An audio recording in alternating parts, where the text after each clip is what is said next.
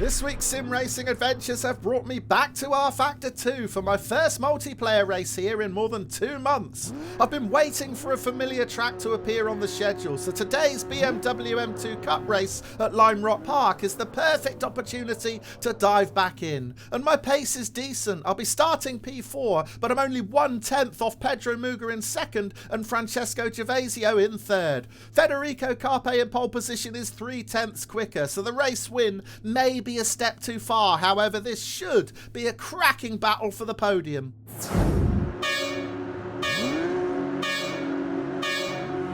Oh no, look in the rearview mirror, Matthias Riccardi smashing his way through the cars behind before the lights have even gone green. Riccardi was P8, but he's already up into the top 3 after a blatant jump start. He hit the driver behind, he hit me, and as a result I'm down to 6th. There may be a gap up the inside of Francesco Gervasio though, and we have lost Riccardi. Riccardi spins out, so after causing all that chaos, he hasn't even survived the first turn. And hang on a minute, speaking of not surviving the first turn, I don't think our pole position driver Federico Carpe has got through either, because he's certainly not in front of us. I find myself up into P3, so did Carpe get involved in that first corner tangle with Riccardi? Up over the hill for the first time. Look at Martin Chasney in front of me getting all out of shape there. He just about managed to hold on to it. But yeah, Carpe from pole position is nowhere to be seen. There's certainly no sign of him on the relative board, bottom left of the screen.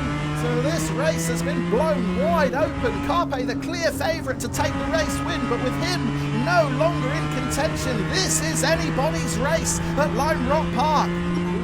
Disappointing start though. Keep your eye on Matthias Riccardi. He's not waiting for the lights to go green. He's underway now, smashing into the car in front of him, bumping into me as well, and then forcing his way in between Francesco Gervasio and Pedro Muga. Now Muga in the red BMW has actually taken the whole shot here, but let's look out for Carpe, our pole position man. He's out really wide and he just gets tagged by Riccardi coming through, and the pair of them disappear in a cloud of dust. On board now with Francesco Gervasio starting alongside me on the second row. That's Carpe right in front of him. Carpe doesn't actually get the best start, but just as Gervasio is looking to make a move, Riccardi forces his way through. And that's going to send Carpe wide. Is he going to clip the grass? Yes, he does. That rear left just getting onto the dirty stuff. It causes him to lose control, and that sends him into Riccardi. The pair of them out, and I find myself up into P3. And it could get better here because Chasney is really deep into turn 1. He just about manages to keep it off the grass, but Chasney in P2 is looking really unsettled here. We saw him get a bit ragged on the opening lap, and he has not calmed down yet. Well, I need to take advantage of that. I need to apply as much pressure as possible. Once again, look, he's losing the rear coming out of that right-hander.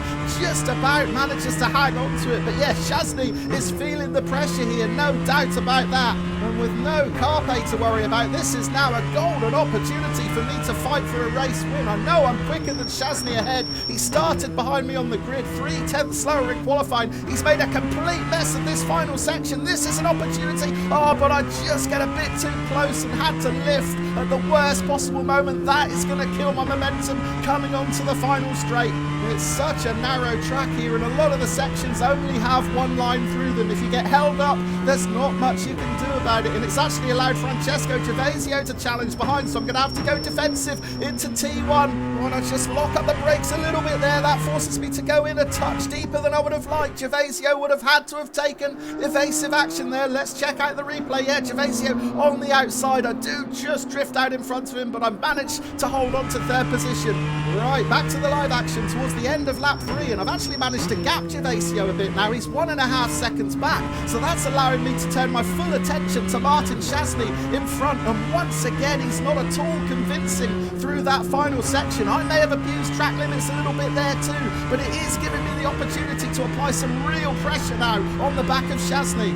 And I tell you what, if I want to fight for this race win, it is absolutely essential that I get past Chasney as quick as possible. I know I'm faster than him, and at the moment he is holding me up, and it's allowing the race leader Pedro Muga to make a break for it. Now Muga and I were pretty much identical on pace in qualifying, just 1/10 separating us, so I know that if I could stay with him, I could challenge him, but the longer I stay behind Chasney, the more difficult that will be. Chasney once again out of shape. This is the opportunity, surely.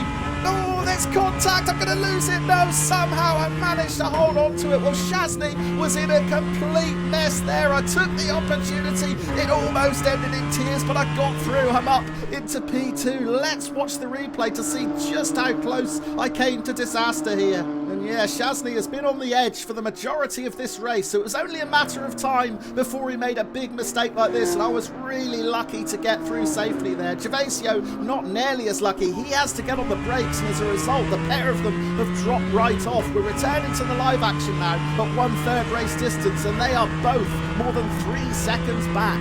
So the big question now is, can I win this race? I'm up into P2, but I'm 3 seconds behind the race leader, Pedro Muga. Can I close in on him?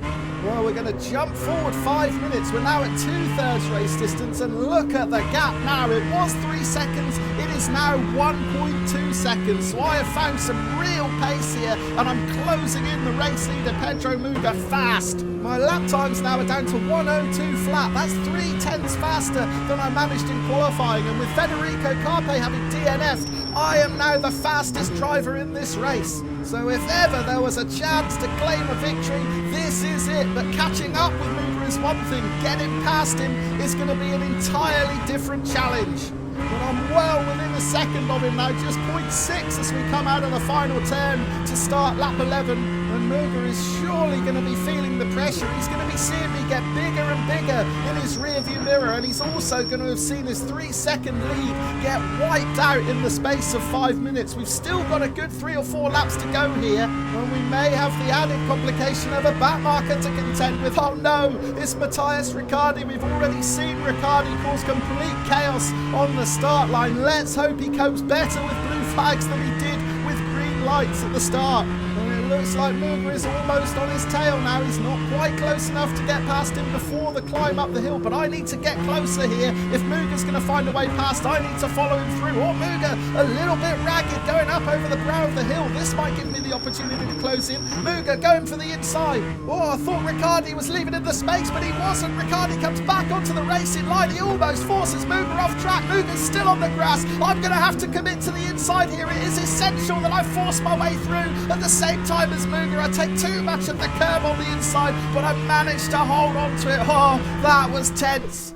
Yeah, lapping Riccardi was far more dangerous than I would have liked there. I thought he was leaving Muga the space, but he wasn't. I think he just ran wide naturally into the corner and then came back onto the racing line, almost forced Muga off track. Muga does brilliantly to hang on to it, and the gap was there. I had to go for it. I knew if I got stuck behind Riccardi for even just one more corner, it would have been my chances of a race win over. But as it is, I am still in contention here. We've still got a couple of laps to go. I'm within 0.4 of a second of Muga now. This is my chance to win a race. Now I feel like I'm quicker than Muga through this section, so if I can just carry a bit more momentum out of this chicane, I may be able to use it coming out of the final turn and down the start straight. It is vital that I am right on his tail here to pick up as much tow as I possibly can and make a move up the inside. I don't think I'm quite close enough, and as it is, Muga closes off the inside line anyway. Actually, he's gone back to the racing line. He thinks he's far enough ahead, and it looks like he is just closing the door. I did stay on the inside in the hope that he may run wide, but I'm going to have to come up with another plan here. I've got a better run out of this turn.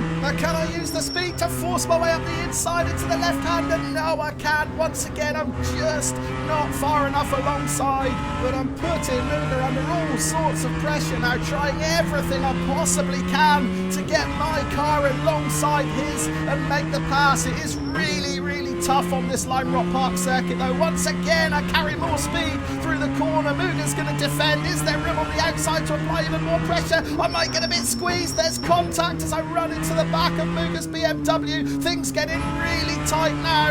Muga clinging on to this race lead with everything that he has got. I am throwing everything at him, but sadly I just lose a valuable few tenths through that final section to give Muga a little bit of breathing room. Right, let's jump forward to the very last lap of the race. The sun is out at Lime Rock Park, but will it shine favourably on me? I've got half a lap to go, and it doesn't look like I am close enough. Muga's got a half-second advantage as we come up over the brow of the hill for the last time. Muga once again out of shape. Is this one final opportunity to close in? I'm right on his tail coming through this final section. Well, one thing's for sure, there's not going to be a gap to make a pass, so I am relying on a Muga mistake. The most likely mistake is running wide out of this final turn and clipping the grass to the left. Is he going to make a mistake? No, he holds it firm. Muga is going to claim the race win. I'm going to have to settle for second position. What a battle.